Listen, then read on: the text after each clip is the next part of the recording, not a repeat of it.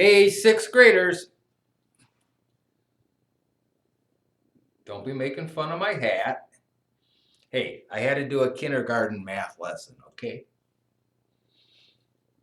Now my hair's all mussed up, so I gotta leave my hat on. We're doing lesson 13.7 today, and this one is entitled Problem Solving Misleading Statistics.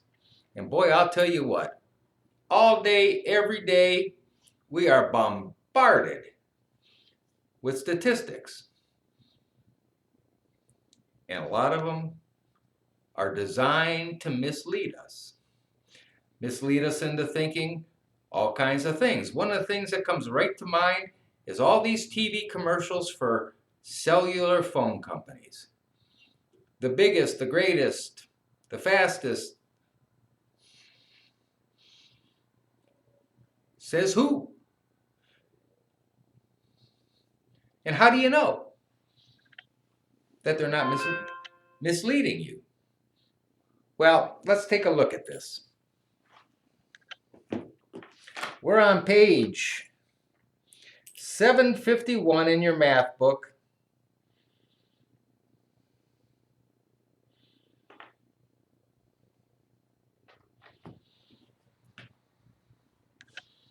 And the first problem there is Mr. Owen. Mr. Owen wants to move to a town where the daily high temperature is in the 70s. He wants to move. He wants to live in some place that is very comfortable, average daily temperature of 70 degrees.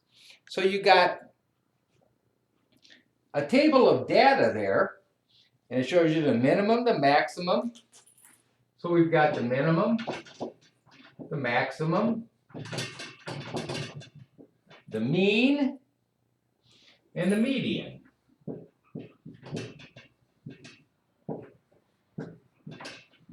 And there's numbers. 62, 95, and these are degrees. We're talking temperatures now. Label them properly. 69 degrees and 72 degrees. Now, mind you, good old Mr. Owen, he wants to live in a place where the average high temperature is around 70 degrees. So, how do you figure that out? And how do you know if the information you have in front of you is guiding you or misleading you? Well, if we look at this, we all know that there's going to be the minimum degree, and that's going to be 62. And on the hottest days, it's going to be around 95. Most people would go to the mean or the median. That would be your first instinct. What's the average temperature here? I'm looking for a place around 70 degrees. And you see that the median is pretty close to that 70, and so is the mean.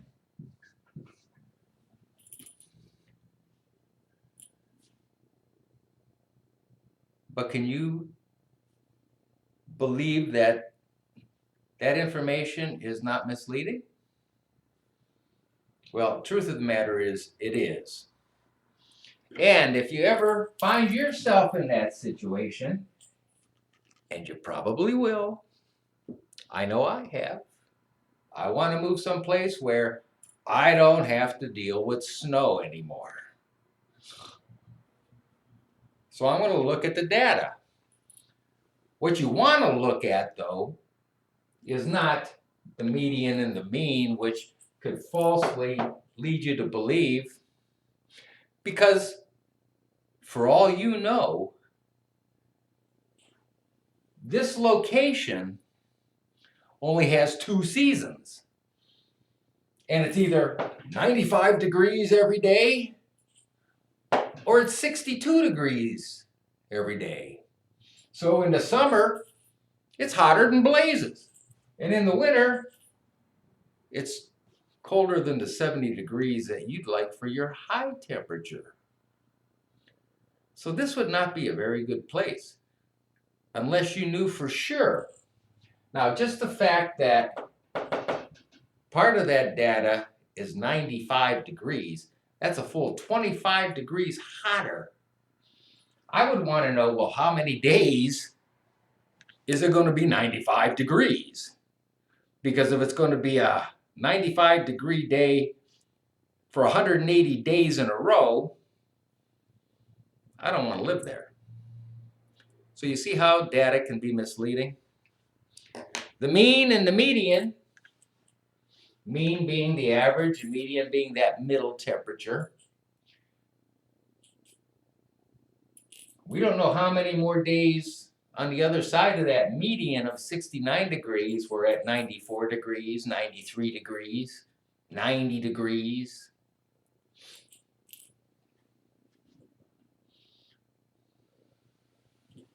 Let's do another one. Turn the page. What do we got waiting for us? Well, we're now talking to Ms. Garcia. Ms. Garcia is buying a new car. She would like to visit a dealership that has a wide variety of cars for sale at many different price ranges. The table gives statistics about one dealership in her town. Does this dealership match Ms. Garcia's requirement? So she wants to see a variety of different price ranges. In other words, she wants to see it from the cheapest to the intermediate to the luxury, deluxe model to the ultra luxury, all the bells and whistles. She wants to see what they got and the variety of prices. So let's look at the data. We got the lowest price and the highest price. So lowest price, highest price. Lower quartile price. There you go. Got you jammed there, don't I? The median. And then the upper quartile.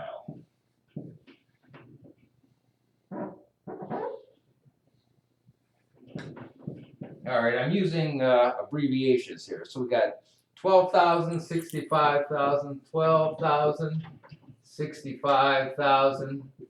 By the way, these are dollars. 50,000, 55,000, and 60,000.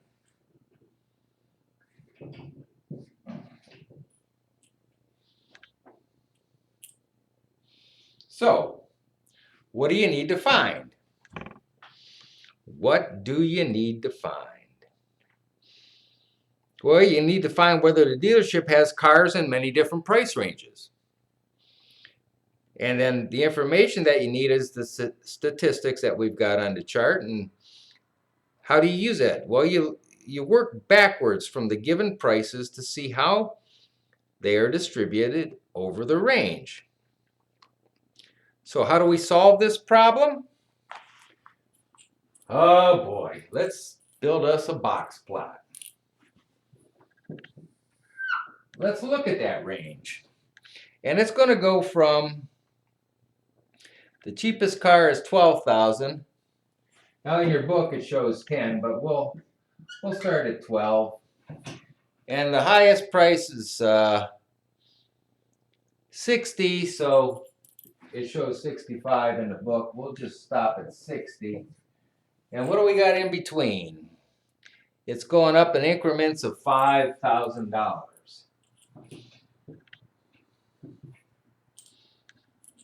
So let's start, instead of 12, let's start at 10. So 10, 15, 20, 25, 30, 35, 40, 45, 50, 55, 60. So 10, 15, 20, 25, 30, 35, 40, 45, 50, 55, and 60. And Our median is 55. So our box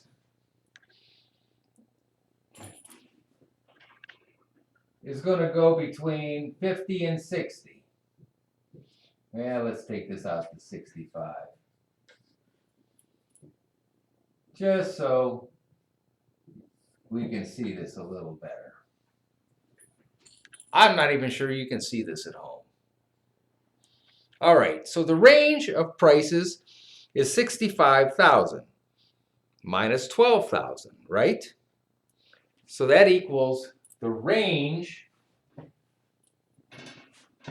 making you use all of your skills here, is 53,000. I'm using K to represent thousands because kilo is 1,000, right? That's why the K. Anyhow, those are in thousands. The interquartile range is 60 minus 50, which is 55.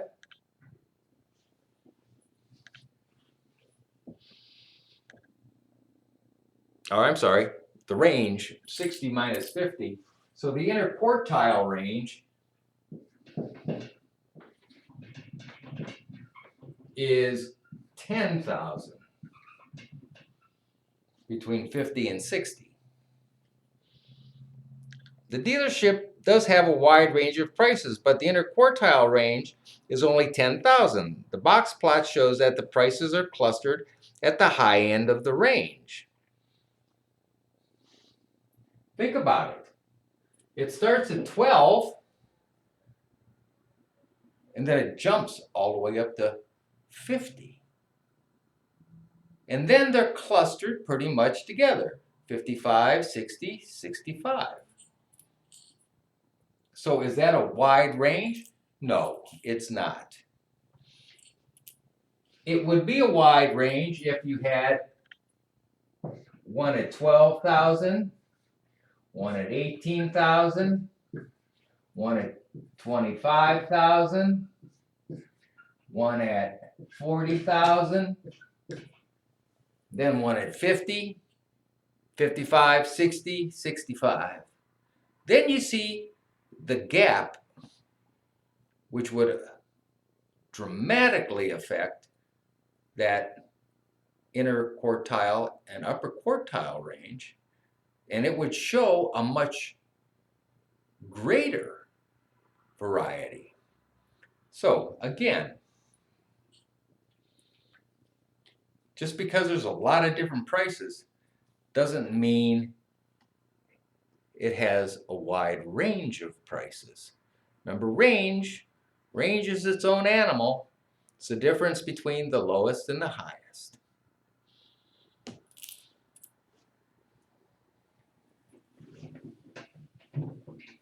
Oh, all right. Boy, it feels like Friday already, and it's only Monday. Good news is you don't have to come back to school for at least another month. The governor has shut us down until the 1st of May. What else we got in here that might be interesting? Oh boy. Let's go to 754 and let's look at, I don't know, I can't tell if I want to do the think smarter or the mathematical practice. You're going to be practicing, so let's do the think smarter. Susanna wants to buy a fish. Oh, Susanna wants to buy a fish. Where's that at? Okay. Susanna wants to buy a fish that grows to about 4 inches long. In other words, she doesn't want Shamu in her fish tank. She wants a fish that will grow to 4 inches long. All right, there's our fish. Mark suggests that she buys the same type of fish he has. He has 5 of these fish, and the lengths of 1 inch, 1 inch, 6 inch, 6 inch, and 6 inch. Well, there's our data set. 1 inch, 1 inch, 1 inch, 6, and 6. We got 5 data points there. With a mean length, the average, 6, 12, 15 divided by 2. Did I read this right? Or is this another one of those problems they got really screwed up in the book?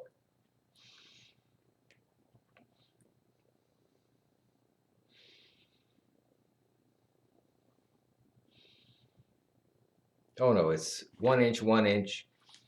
Duh. 1 inch, 1 inch, 6 inch, 6 inch, 6 inch.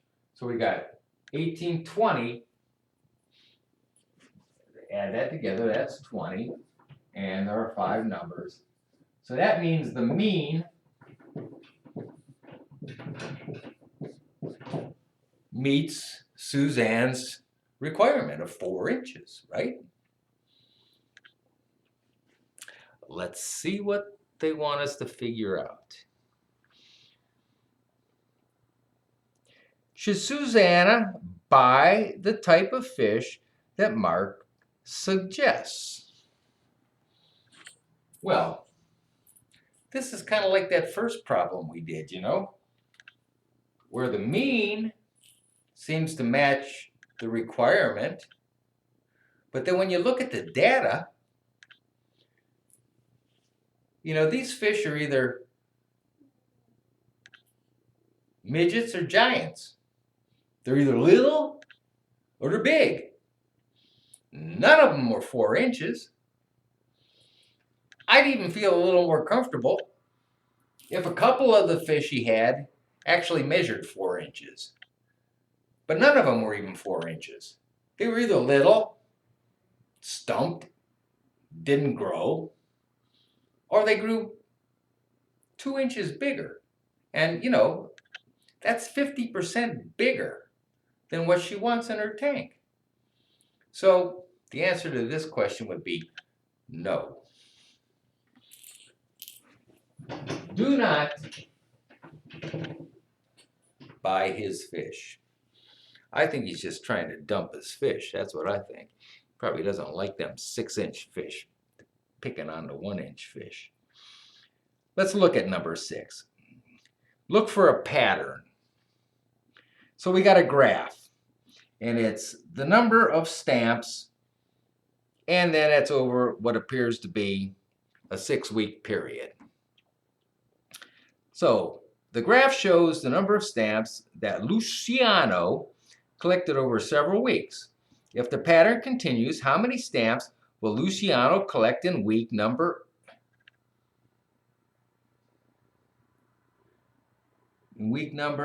8? Well, I mean, I see the pattern right away. I hope you do too. Between week 1 and week 2, it increased by 2. And then week 3 decreased by 1. And week 4 increased by 2 based on that number. And then it decreased by 1 again. The following week, it increased by 2. So in week 7, it's going to decrease by 1, which means it's going to be 4. But then on week 8, it's going to increase by 2, which means week 8, it's going to be 6. If you don't see that, I want you to stare at that graph for the next 30 minutes until the light goes on. That was a pretty easy one. Well, that looks like it about wraps it up. About the only thing left there is your practice. And it's going to work you a little bit on your practice there on 755.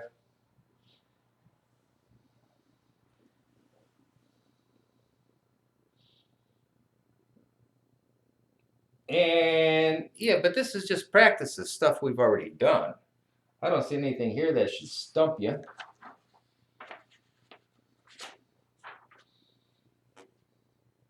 Ooh, look at number 5 on 756 into homework. A lot of numbers, but challenge yourself. Come on. The whole fun in math is figuring out the answer. And it's like instant gratification. Or it can be your worst nightmare. When in doubt, put it down, come back to it later. Uh-oh. I just noticed on 757 is a chapter 13 review test. Are we about done? Whew. All right, do your homework. Get firmed up on this. We'll start tearing apart that review for the last unit in your math book. Meanwhile, hey, stay safe, stay out of trouble, and be kind. We'll see you tomorrow.